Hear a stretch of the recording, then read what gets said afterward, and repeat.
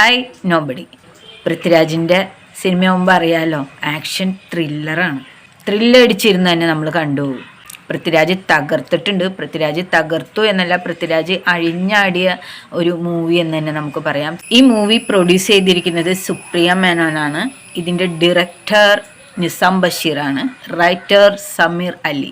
പിന്നെ പൃഥ്വിരാജിന്റെ അഭിനയം പറയണ്ടല്ലോ, ആക്ഷൻ ത്രില്ലറാണ്. ഫസ്റ്റ് ഹാഫ് ഒക്കെ കണ്ണെടുക്കാതെ കണ്ടിരിക്കാൻ തോന്നും.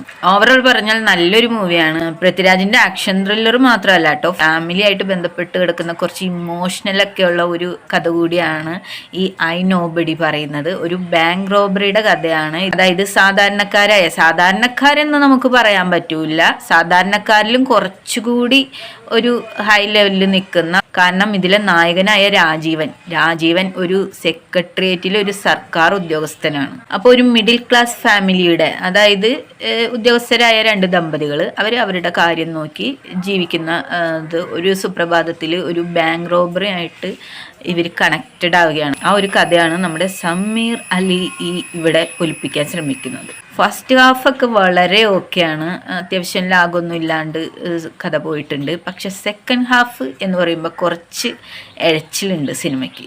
പിന്നെ ഐ നോബഡിയുടെ അഭിനേതാക്കൾ പൃഥ്വിരാജ് പറയണ്ട, മെയിൻ ക്യാരക്ടറാണ് രാജീവൻ. പിന്നെ വരുന്നത് ഹക്കീം ഷായാണ്. ഹക്കീം ഷായുടെ ഒരു ക്യാരക്ടർ എന്ന് പറഞ്ഞു കഴിഞ്ഞാൽ മൂവിയിൽ ഒട്ടനീളമുള്ള ഒരു ക്യാരക്ടറാണ്. അത് അടിപൊളിയായിട്ട് അയാൾ ചെയ്തിട്ടുണ്ട്. പിന്നെ അശോകനുണ്ട്. അശോകൻ്റെയും ഒരു ക്യാരക്ടർ എന്ന് പറഞ്ഞു കഴിഞ്ഞാൽ മെയിനായിട്ട് ത്രൂ ഔട്ട് ഒരു ക്യാരക്ടറാണ്. അതും അടിപൊളിയായിട്ട് ചെയ്തിട്ടുണ്ട്. പിന്നെ പാർവതി തിരുവോത്ത്, പിന്നെ 2 ചൈൽഡ് ആർട്ടിസ്റ്റുകളുണ്ട്. ഇങ്ങനെ പോകുന്നു ഐ നോബഡിയുടെ താരനിര.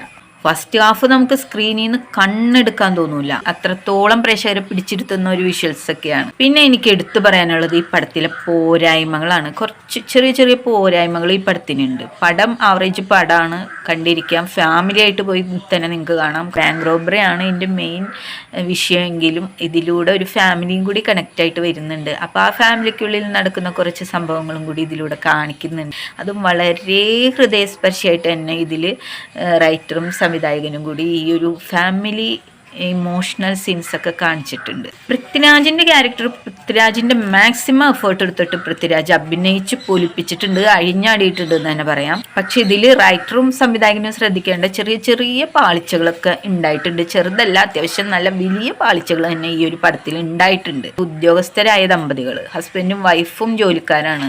അപ്പോൾ കാറൊക്കെ ഓക്കെയാണ് കേട്ടോ, അവർ സഞ്ചരിക്കുന്ന വാഹനമൊക്കെ നമുക്ക് ഓക്കെയാണ്.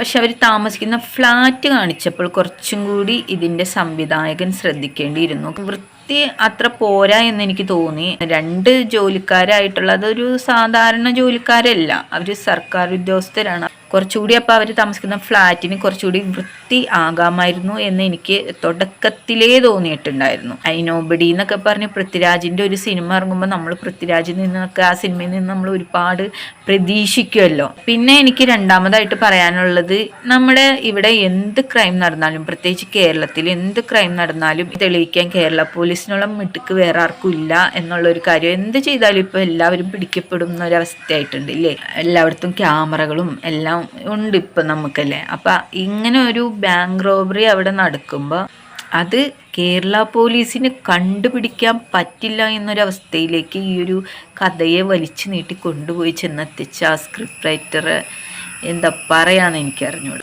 കേരള പോലീസിനൊക്കെ പറഞ്ഞു കഴിഞ്ഞാൽ കേസ് തെളിയിക്കാൻ മിടുക്കന്മാരായിട്ടുള്ള ഉദ്യോഗസ്ഥന്മാർ കേരള പോലീസിലുണ്ട്. അപ്പം ഇത്തരം പോലീസുകാർ എന്തിന് മുകളിലുള്ള DGPനെയൊക്കെ വരെ വെറും മണ്ടന്മാരാക്കി കൊണ്ട് ഇങ്ങനെ നമുക്കൊരു ലോജിക്കില്ലാതെ കഥ എഴുതാൻ പറ്റുമോ എന്നുള്ളൊരു കാര്യത്തിൽ എനിക്ക് സംശയമുണ്ട്. അതൊരു ഒട്ടും ലോജിക്കില്ലാത്തൊരു കാര്യമായിപ്പോയി. DGP ഒക്കെ ശരിക്കും ഒരു മണ്ടൻ അവസ്ഥയിലേക്ക് പോകുന്ന, അതും കേരള പോലീസിൻ്റെ മൂക്കിൻ്റെ താഴത്താണ് ഈ കഥ നടക്കുന്നത്.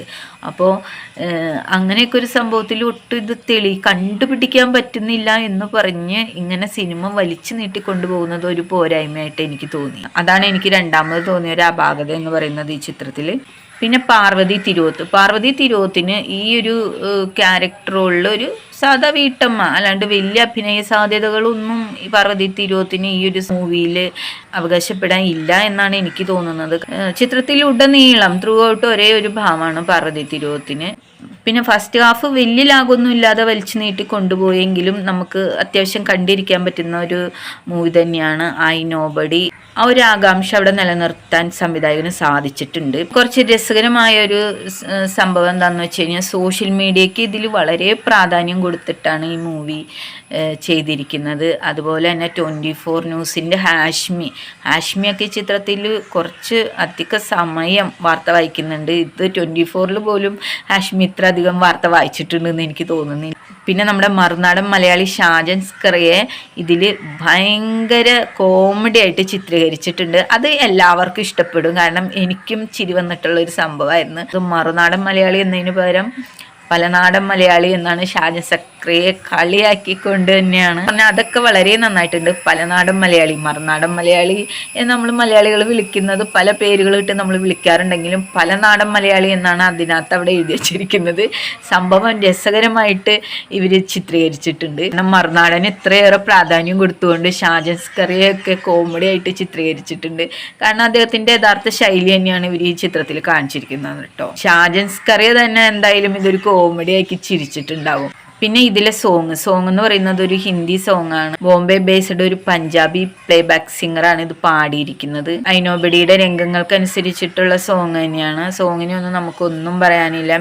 ഓവറോൾ കണ്ടിരിക്കാൻ പറ്റിയ നല്ലൊരു പൃഥ്വിരാജ് മൂവി തന്നെയാണ്. പക്ഷെ പൃഥ്വിരാജ് മൂവിയിൽ നിന്ന് നമ്മൾ പ്രതീക്ഷിച്ച അത്ര നമുക്ക് കിട്ടിയില്ല എന്ന് തന്നെ വേണം പറയാനായിട്ട്. ഈ വീക്കെൻഡിൽ നിങ്ങൾക്ക് തീർച്ചയായിട്ടും പോയി കാണാൻ പറ്റിയ നല്ലൊരു ചിത്രമാണ് ഐനോബഡി. ത്രില്ലർ ആക്ഷൻ മൂവിയാണ്. ഫാമിലി ഇമോഷണൽ ആയിട്ടുള്ള കുറച്ച് അധികം കാര്യങ്ങളും കൂടി ഈ ഒരു ചിത്രം പറയുന്നുണ്ട്. അപ്പോൾ തീർച്ചയായിട്ടും നിങ്ങൾ കുടുംബമായിട്ട് പോയി കാണാൻ പറ്റിയ ഒരു ചിത്രമാണ് ഐ നോബഡി. ഞാൻ ഫസ്റ്റ് ഷോ തന്നെ കണ്ട ആളാണ്. അപ്പോൾ എനിക്കിഷ്ടപ്പെട്ടു മൂവി. നിങ്ങളും കണ്ടു നോക്കൂ, നിങ്ങൾക്ക് ഇഷ്ടപ്പെടും. ബാക്കി കഥകളും കാര്യങ്ങളും ഒന്നും ഞാൻ ഇതിലൂടെ പറയുന്നില്ല. കുറച്ച് പോരായ്മകളൊക്കെ ഒഴിച്ചു നിർത്തിക്കഴിഞ്ഞാൽ നല്ലൊരു പൃഥ്വിരാജ് മൂവി തന്നെയാണ് ഐ നോബഡി. അപ്പോൾ എല്ലാവരും ഫാമിലി ആയിട്ട് പോയി കാണാൻ ശ്രമിക്കുക. കാരണം ഈ വീക്കെൻഡിൽ നിങ്ങൾക്ക് കാണാൻ പറ്റിയ ഏറ്റവും നല്ല ചിത്രമാണ് ഐ നോബഡി.